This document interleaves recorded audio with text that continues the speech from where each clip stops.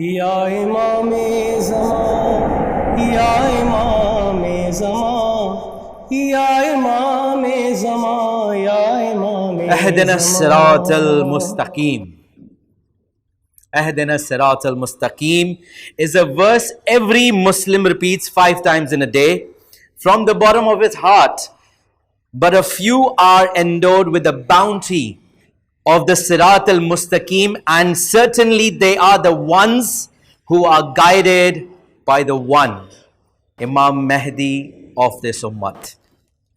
A narrative by a person who was guided towards the promised Mahdi. And he is our next speaker, Brother Zeeshan Baig. And he would like to share his journey. And trust me that his journey will surely make you cry, because tu jisko mil gaya, Rab usko mil gaya. Brother Zeeshan Baig, a graduate in commerce from Mumbai University, he started his career with his father's manufacturing business. Gradually, he built his own business of international trade. Personally, loves to read, collect books, and travel. And he also has a keen eye for social media platforms, and understand that they are one of the most powerful tools of our time. They are one of the most powerful tools of our time.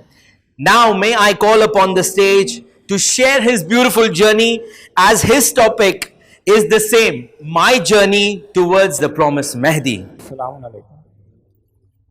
So, few weeks ago, I was approached by Rahil Bhai to speak about my journey towards Imam Zaman. And this put me into a dilemma, because the story is very personal and very few people know about this. So, after a lot of thought and tawassul with Imam Zaman, here I am. So, to introduce myself, I come from a family where my mother's side is Shia and my father's side is not.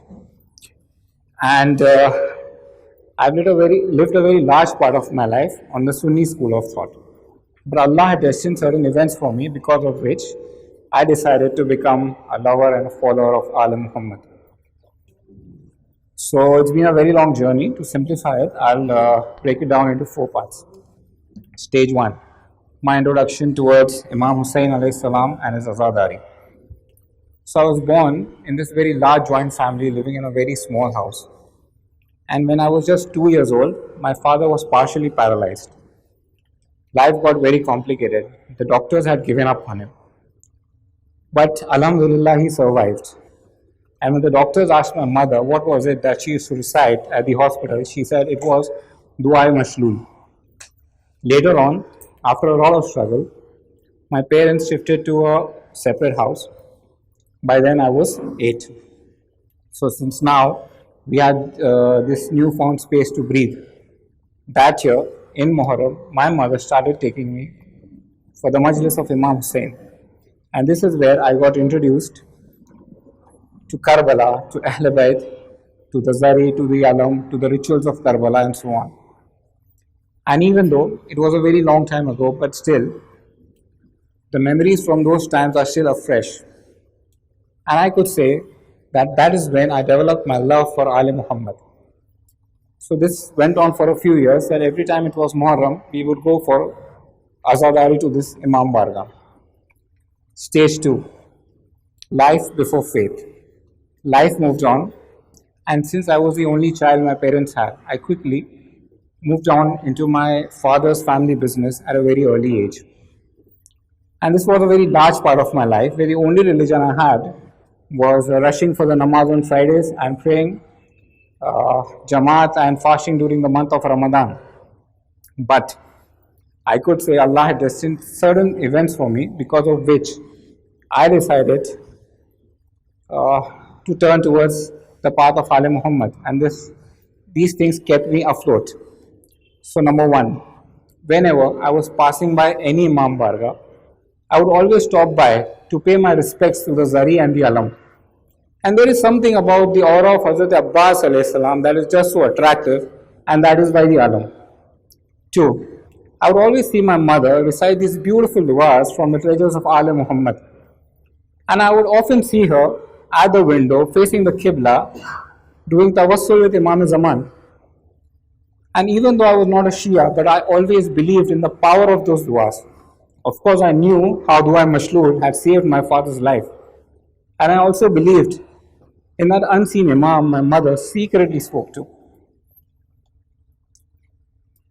I would always feel uncomfortable when anything bad was being said about Shiaism.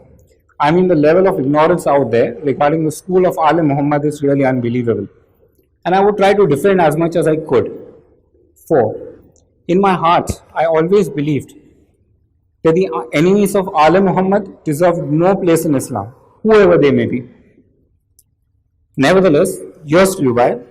I was 28.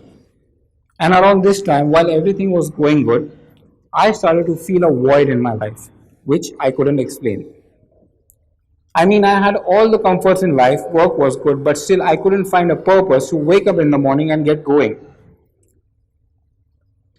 And now this void, although it sounds very depressing, and it was, but after a point of time it became one of the most important inspirations for me, a blessing in disguise.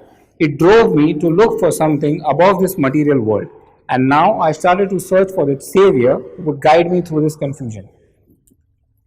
Stage 3, recognition through majlis. Now this is the crucial part. It was the Muharram of 2008 when I started attending the majalis of our respected Maulana atfs Sahab. And I was very focused and I wanted to learn and I tried to attend as much as I could. And in one of those lectures, Maulana Sahab very beautifully explained the concept of nubuwat and imamat. And even though I had some basic information about the fazail and masaib of Ahl Bayt and some basic information about the Panjatan, but the broader concept of imamat and the existence of 12 imams was new to me. I learned what Isna Ashari actually meant and I learned a lot. And during these nights, I started to develop a deeper attachment with the Farsh-e-Azam. And in my mind, I started to realize that these things happening right now, these events happening right now in my life had been there with me forever. And I don't know how, but somehow I always believed that I would be here someday and that Azadari would be a part of my life. Carrying on, there were these also these rational thoughts about the living Imam. For example, I thought, how could Allah, with all His mercy, leave me alone in this world without a savior to deal with somebody as powerful as the shaitan who will deviate me and then Allah will burn me in hell for my sins. It doesn't work that way. And also, the talks about the Quran being enough never made any sense to me. I mean, you couldn't get through simple school books without a teacher. How could you ever understand the Quran? The Quran is a divine revelation of Allah. So obviously you need a divinely appointed authority from Allah to teach you that book. And nobody else can. So I gathered all the information I could. And once you start looking, there are several verses in the Quran that talk about imamat. And likewise in the books of traditions. Moving on. A few months passed by and I happened to travel abroad for some work. So one day on my way to work, I got into this cab and the driver was playing the Noha of Imam Hussain alayhi salam. And it was very unusual. Why? Because in a country like that, things like these did not happen. And maybe the Masab in that Noha became a catalyst that later on I decided to visit this close by Imam Barga in that country. So I had a rough address to it.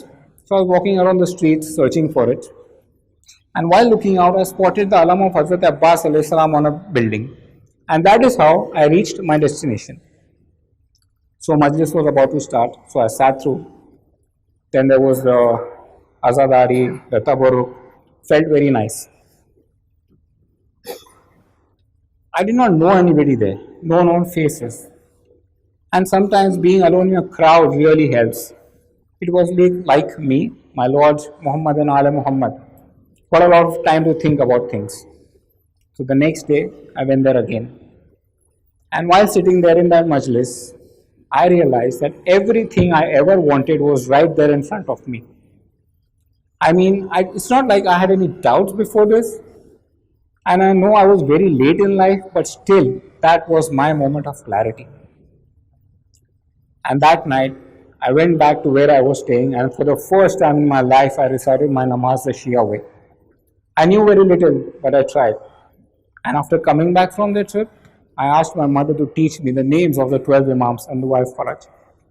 And may Allah increase His mercy on my mother for instilling the faith of Ali Muhammad in me, and also on my father for everything that he's done for me. Stage 4, conclusion.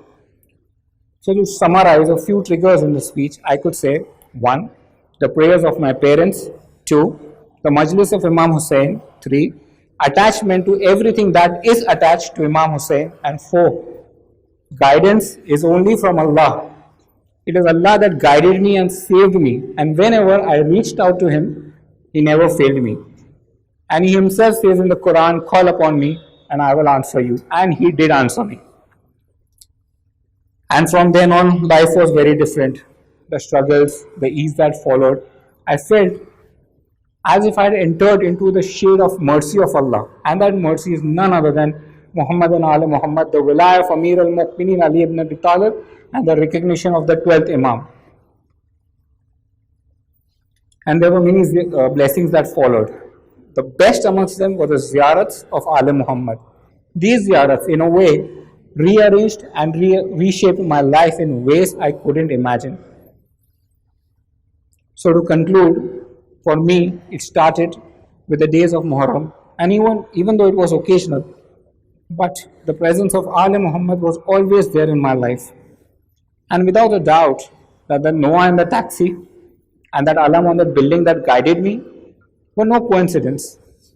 Allah has placed His Hujjah on His lands, and it is this Hujjah who guided me and saved me from deviation while I did not even know Him.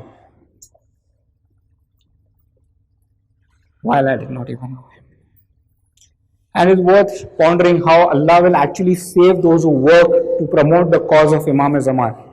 And just to remind myself, one should each day strive to work for Imam Zaman, search for Imam Zaman and pray for Imam Zaman, and everything else will just fall into place.